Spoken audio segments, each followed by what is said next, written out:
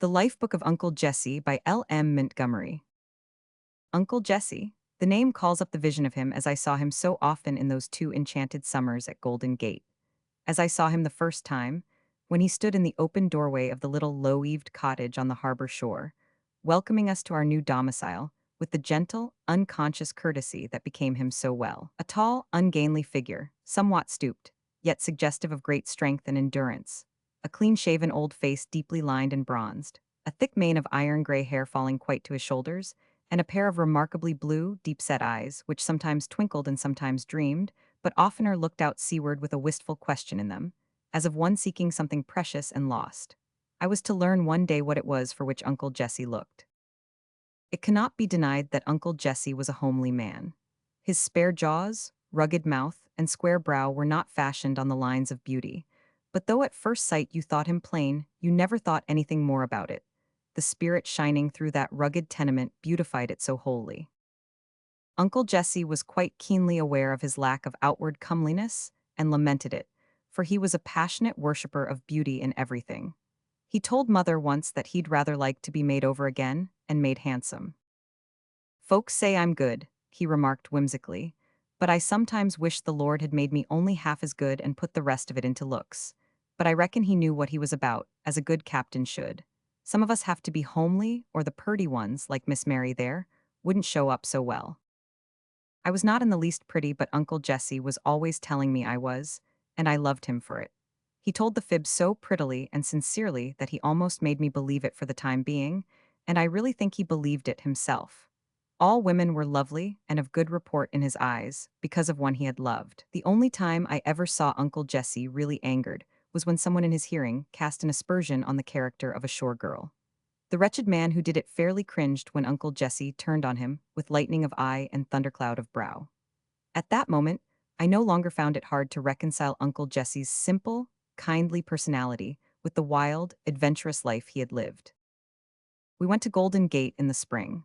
Mother's health had not been good, and her doctor recommended sea air and quiet.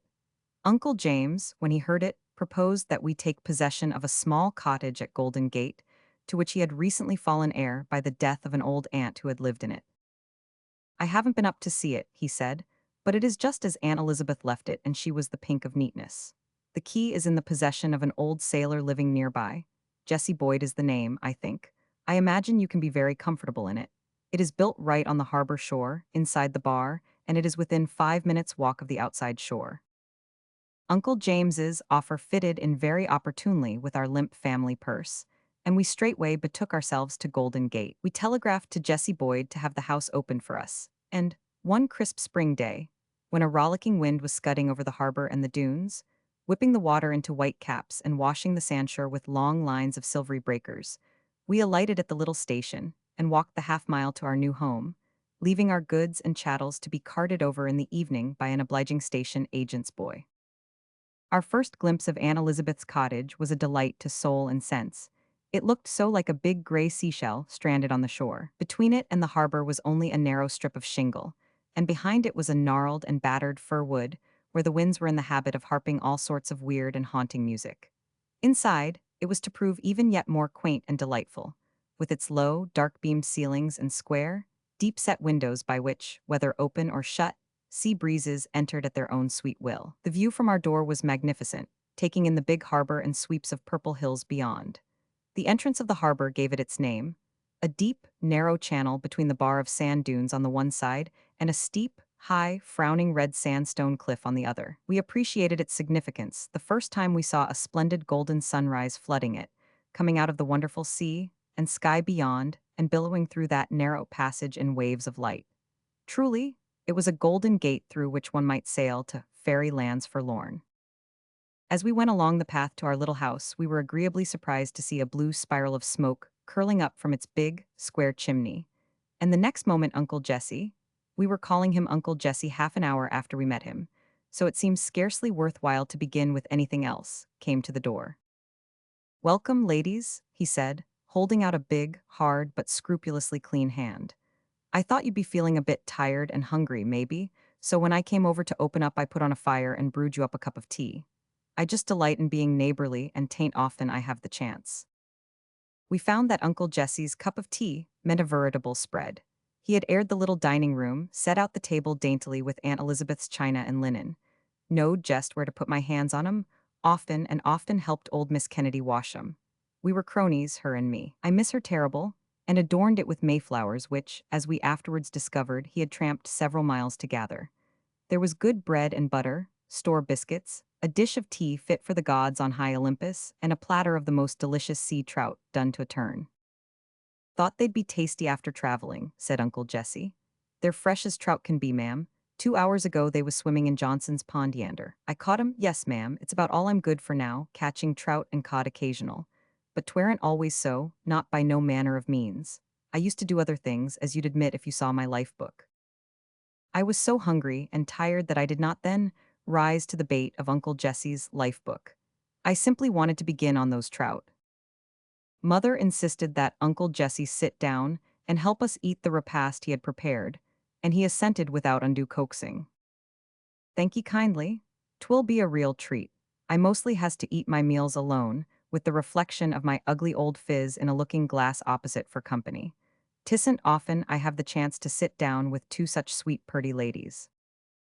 Uncle Jesse's compliments looked bald enough on paper, but he paid them with such gracious, gentle deference of tone, and looked that the woman who received them felt that she was being offered a queen's gift in kingly fashion.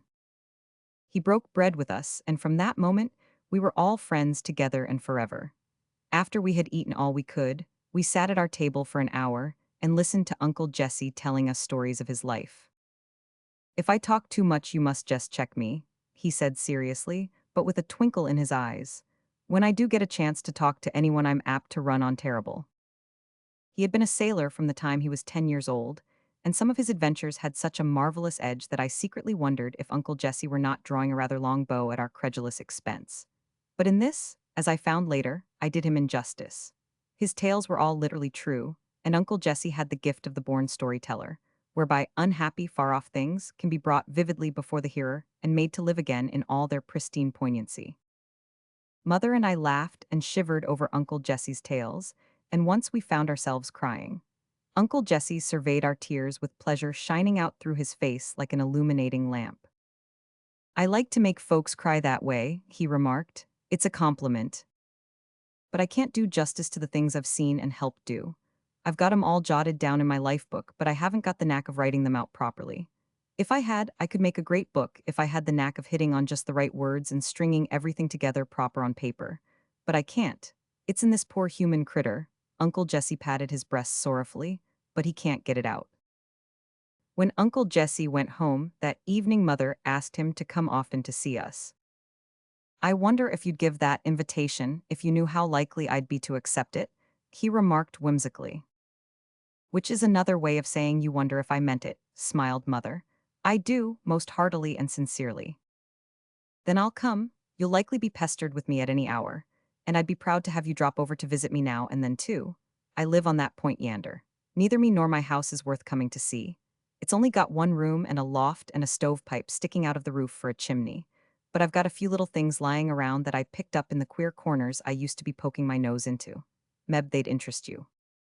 Uncle Jesse's few little things turned out to be the most interesting collection of curios I had ever seen. His one neat little living room was full of them, beautiful, hideous, or quaint as the case might be, and almost all having some weird or exciting story attached. Mother and I had a beautiful summer at Golden Gate. We lived the life of two children with Uncle Jesse as a playmate. Our housekeeping was of the simplest description, and we spent our hours rambling along the shores, reading on the rocks, or sailing over the harbor in Uncle Jesse's trim little boat. Every day we loved the simple-souled, true, manly old sailor more and more. He was as refreshing as a sea breeze, as interesting as some ancient chronicle. We never tired of listening to his stories, and his quaint remarks and comments were a continual delight to us. Uncle Jesse was one of those interesting and rare people who, in the picturesque phraseology of the shore folks, never speak but they say something. The milk of human kindness and the wisdom of the serpent were mingled in Uncle Jesse's composition in delightful proportions. One day he was absent all day and returned at nightfall. Took a tramp back yander. Back yander with Uncle Jesse might mean the station hamlet or the city 100 miles away or any place between, to carry Mr. Kimball a mess of trout. He likes one occasional, and it's all I can do for a kindness he did me once. I stayed all day to talk to him. He likes to talk to me, though he's an educated man because he's one of the folks that's got to talk or they're miserable, and he finds listeners scarce round here. The folks fight shy of him because they think he's an infidel. He ain't that far gone exactly. Few men is, I reckon, but he's what you might call a heretic. Heretics are wicked, but they're mighty interesting. It's just that they've got sorter lost looking for God, being under the impression that he's hard to find, which he ain't, never. Most of 'em blunder to him after a while, I guess. I don't think listening to Mr. Kimball's arguments is likely to do me much harm. Mind you, I believe what I was brought up to believe. It saves a vast of trouble, and back of it all, God is good. The trouble with Mr. Kimball is, he's a leetle too clever. He thinks he's bound to live up to his cleverness, and that it's smarter to thrash out some new way of getting to heaven than to go by the old track the common, ignorant folks is traveling. But he'll get there sometime all right, and then he'll laugh at himself. Nothing ever seemed to put Uncle Jesse out, or depress him in any way. I've kind of contracted a habit of enjoying things, he remarked once, when Mother had commented on his invariable cheerfulness. It's got so chronic that I believe I even enjoy the disagreeable things. It's great fun thinking they can't last. Old rheumatiz, I says when it grips me hard, you've got to stop aching sometime. The worse you are, the sooner you'll stop, perhaps. I'm bound to get the better of you in the long run, whether in the body or out of the body. Uncle Jesse seldom came to our house without bringing us something, even if it were only a bunch of sweet grass. I favor the smell of sweet grass, he said. It always makes me think of my mother. She was fond of it. Not that I knows on, knows she ever saw any sweet grass. No, it's because it has a kind of motherly perfume. Not too young, you understand, something kind of seasoned and wholesome and dependable, just like a mother. Uncle Jesse was a very early riser. He seldom missed a sunrise. I've seen all kinds of sunrises come in through that there gate, he said dreamily one morning, when I myself had made a heroic effort at early rising, and joined him on the rocks halfway between his house and ours. I've been all over the world, and take it all in all, I've never seen a finer sight than a summer sunrise out there bay at the gate. A man can't pick his time for dying, Mary. Just got to go when the captain gives his sailing orders.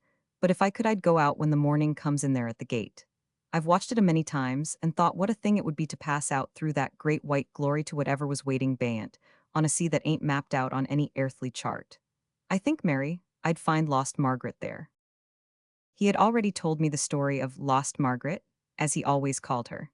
He rarely spoke of her, but when he did, his love for her trembled in every tone, a love that had never grown faint or forgetful. Uncle Jesse was 70. It was 50 years since Lost Margaret had fallen asleep one day in her father's dory and drifted, as was supposed, for nothing was ever known certainly of her fate, across the harbor and out of the gate, to perish in the black thunder squall that had come up suddenly that long ago afternoon. But to Uncle Jesse, those 50 years were but as yesterday when it is past. I walked the shore for months after that, he said sadly, looking to find her dear, sweet little body, but the sea never gave her back to me. But I'll find her sometime. I wished I could tell you just how she looked, but I can't. I've seen a fine silvery mist hanging over the gate at sunrise that seemed like her, and then again I've seen a white birch in the woods back yonder that made me think of her. She had pale brown hair and a little white face, and long slender fingers like yours, Mary, only browner, for she was a shore girl.